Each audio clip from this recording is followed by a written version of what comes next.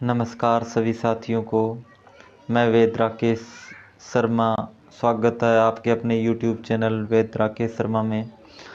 हमारा जो YouTube channel है इसमें आपको कंप्लीट आयुर्वेद के बारे में बताया जाएगा ताकि आप घर पर ही अपना कंप्लीट इलाज कर सकते हो।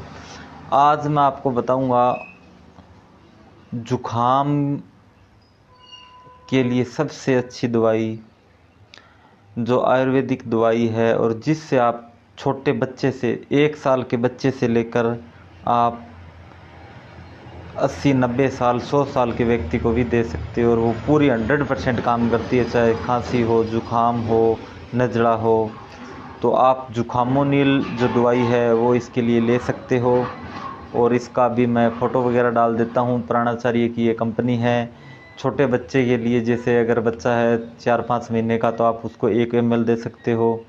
और अगर आदमी जैसे 15 साल से ऊपर कोई व्यक्ति है उसको आप 10 ml दे सकते हो।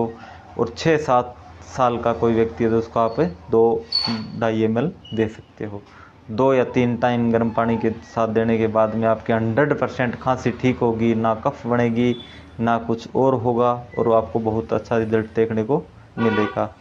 इसके लिए हमारा चैनल को ज़्यादा से ज़्यादा सब्सक्राइब करें ताकि आपको हर बात है जो पता चलती रहे। धन्यवाद।